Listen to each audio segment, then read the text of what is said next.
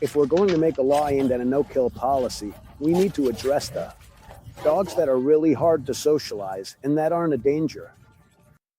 What do we do? And there should be a unification of criteria to decide whether this dog is adoptable or not. Because if the dog isn't adoptable, there are three options. Either you put that dog up for adoption and it's, we hope, for the best, or it stays permanently at the shelter, association, kennel, dog pound, rescue, or the dog gets euthanized. A few months ago, a couple reached out to us because they wanted to adopt a wolf dog. They got in touch with Mar and Mar tried to explain to them that it wasn't an easy dog, but they were completely set on wanting to adopt a wolf dog. It's a couple. We're talking about 24, 25 years old, wanting to adopt a wolf dog. They are a couple. We are talking about 24, 25 years. They had tried to adopt a wolf dog in northern Spain, and in the end, for whatever reason, it didn't happen. They contacted us about wolf dogs. Mar invited them to the shelter. The other rescue said, "That's great, good luck. Our dogs are waiting. We try not to judge, but stereotypes are hard to escape.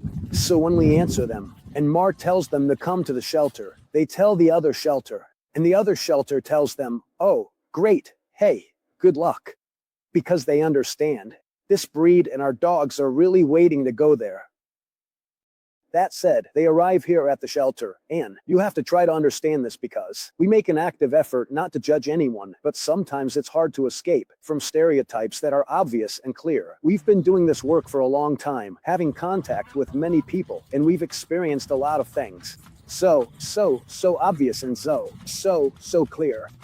We've been doing this work for a long time, having contact with many people, and we've experienced a lot of things. So, when you've been doing something for a long time, what you start to see are patterns, and people respond to patterns too. And the situation was as follows. They came down the hill with Mar. We had about 4 or 6 wolf dogs loose which are theoretically up for adoption, and there were also about 8 more dogs, including several greyhounds. And when they entered, they went down the hill and suddenly, as if you had thrown a drop of firing, all the wolf dogs ran away, and behind them went 3 greyhounds. We were already looking at each other and knew what was going on. So, the moment they asked me, "Do you have something to talk to them about?" Anything to say. I'm not the best at placing wolf dogs for adoption because I have very high standards. So I have a really basic question, which is, what the hell do you want a crazy dog for? So when I asked them that question, a little less forceful and a little more polite, but with the same intention, she told me that they really liked the mountains and wanted a dog that could keep up with them. I was honest. I said, you don't like the mountains. You like the idea of the mountains. But even if you like the mountains, any dog is going to keep up and exceed the pace you think you need for going to the mountains. So I told him that it is very difficult for me, that I'm going to give you a dog.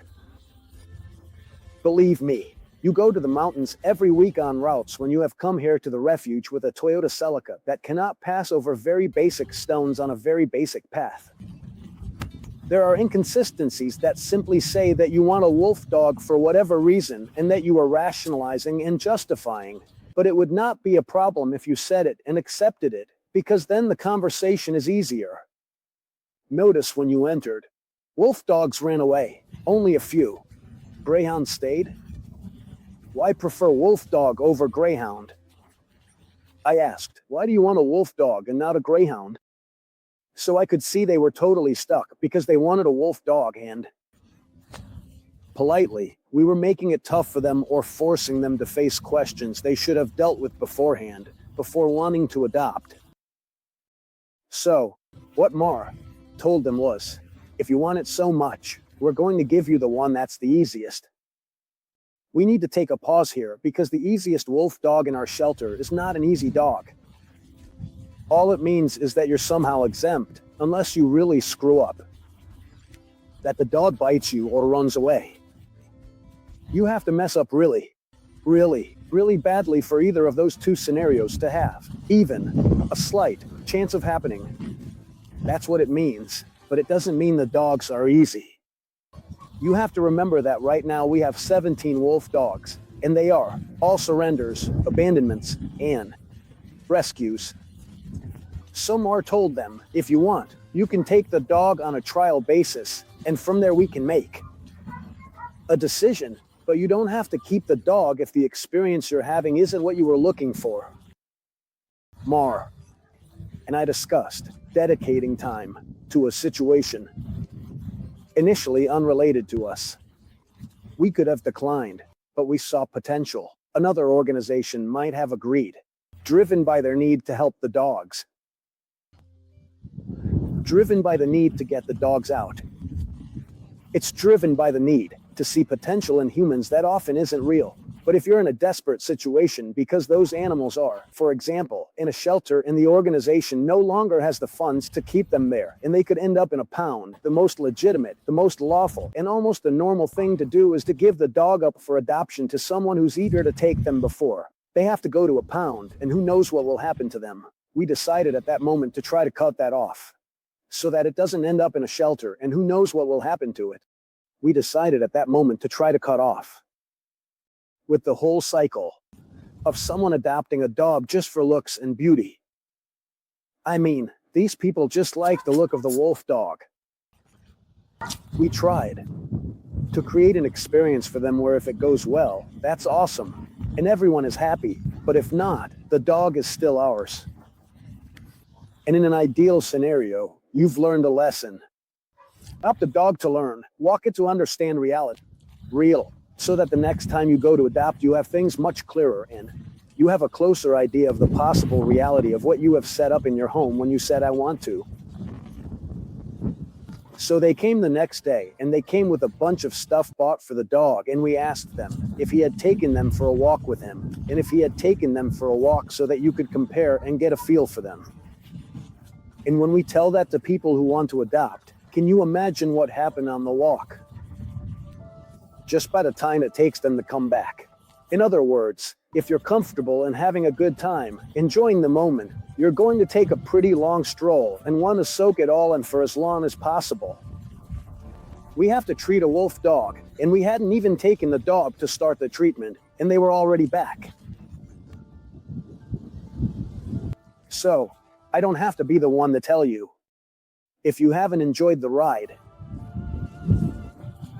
before taking him home, in a context where the dog is in the best possible conditions for you to enjoy that walk, where does the enthusiasm come from in wanting to take him home and adopt the dog? So I told them, we're going to do everything we can to help you learn as much as possible. In fact, I'm going to invite you to a free training in case you have a few days with the dog and want to learn and take it to the next level to give it the best life possible. We offered Ragnar free training. The guy never jumped at that offer. And I told them, there are a lot of problems that come with not knowing what the dog world is really about. You have a picture that's too clear and pretty of what you want. Most likely, that won't happen.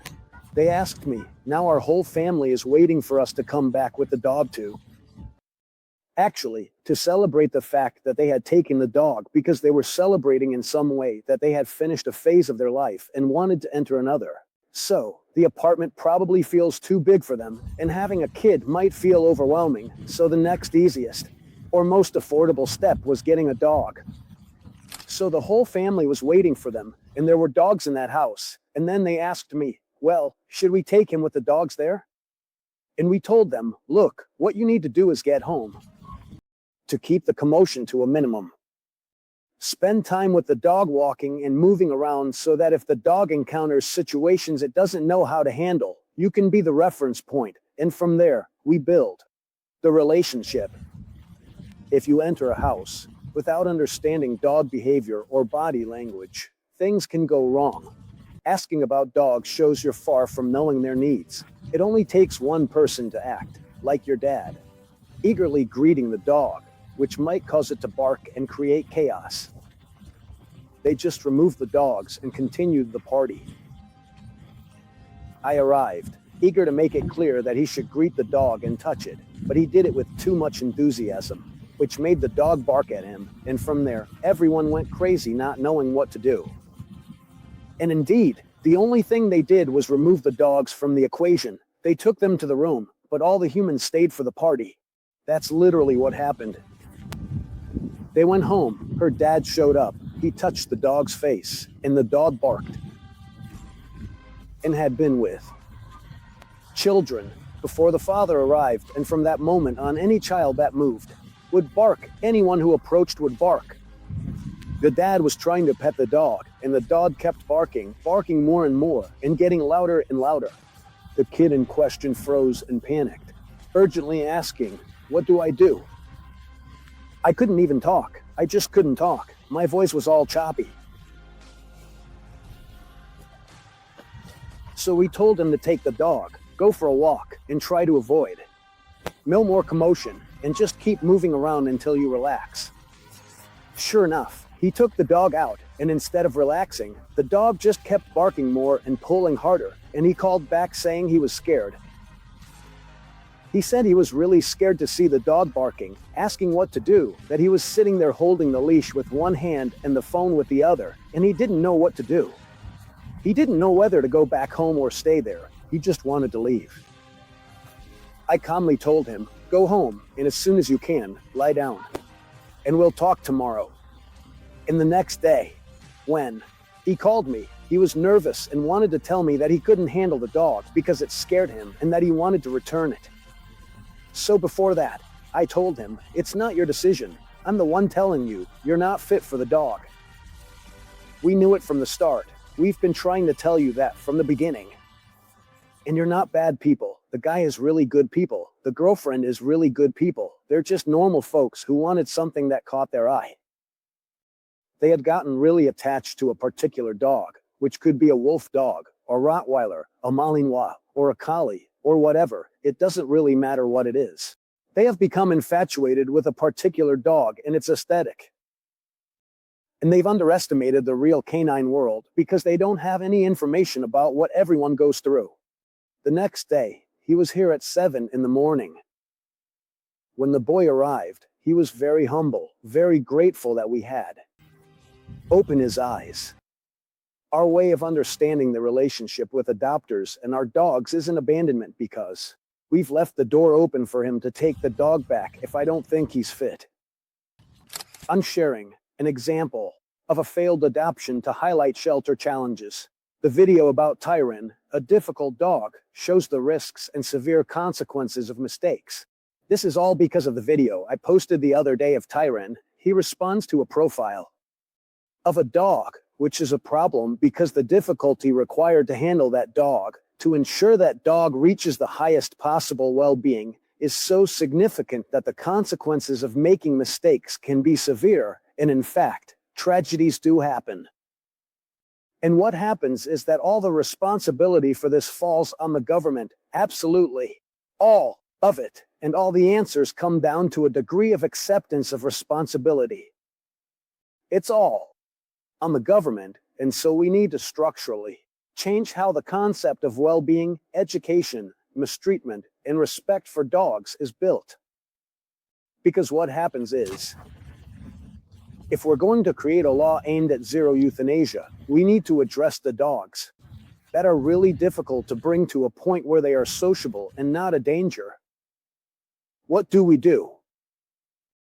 As humans, we've decided that people who don't fit into society are going to be removed from it and placed in places where we can work with them with the goal of reintegrating them into society. People who work in those places are trying to ensure the highest well-being or the best rehabilitation opportunities in an ideal scenario for those in those institutions. We don't have any for dogs. At some point, someone has to answer that question. If not, what we're doing is leaving animal protection organizations, which are just volunteers, to handle everything. We work and do things the best way we know how, and each of us knows different things and understands them differently. And it shouldn't be like that. I don't know any group of friends who get together to put out fires and say, let's go put out fires. You don't know. You might get burned. You might make things worse. I don't know any groups of people. We might have night watchmen, but we do that with dogs. There are no unified metrics to say, this dog is fit to go out into society and this dog is not. And if not, what's the answer? For me, it's pretty easy. Organizations like ours shouldn't exist. This should be the government's job. They should have sanctuaries with trained staff to care for dogs. Professionals should use current methods and be paid. Criteria must decide if a dog is adoptable. Dogs, and give them the best possible life. Professional, educated, and informed people should use available methodologies and be paid. A unified set of criteria is needed to decide if a dog is adoptable. There should be professional, educated, and informed people using the available methodologies at that time, and these are people who should be paid. There also needs to be a unified set of criteria to decide whether this dog is adoptable or not. Or if this dog is not adoptable. Because if the dog is not adoptable, there are 3 options. You either put that dog up for adoption and hope for the best, or it stays permanently in the shelter, organization, kennel, pound, rescue, or it gets euthanized. He has every right in the world to have the best life possible because it's not his fault, and it's not his responsibility to have ended up where he is. And it seems very obvious to me that everyone in the dog profession should be professionalized and not rely on volunteers. And with standards for the dogs, we could prevent many dogs from being with people who lack training skills. When dogs arrive at shelters, the work of the people there, who are not volunteers, professionals, is to rehabilitate dogs for adoption by families who can care. Of reading criteria for evaluation in which they are optimal for being adoptable. From the moment the dog arrives at that sanctuary or professional shelter, the job of the people working there, who are not volunteers, let me emphasize, they are professionals, is to rehabilitate or guide the dog toward the best possible well-being so that the dog can be adopted by a family that, even without all the knowledge, can care for and manage the dog and enjoy the experience. This way, we can break the cycle of giving dogs to people who might not be ready for the responsibility. And this isn't the fault of the shelters that are giving out dogs, because we face a lot of pressure. That dog and enjoy the experience and then cut the trap of giving dogs to people who can outperform them. And this isn't the fault of the shelters that are giving out dogs, because we face a lot of pressure. They have financial pressure, space pressure, all kinds of pressures, and it's a super self-sacrificing life that people dedicate themselves to altruistically in their free time. But it can't depend on people's free time. It can't just depend on someone's good intentions. It can't rely on one person thinking one thing in one place and another person thinking something else in another place. It can't depend on anyone except the government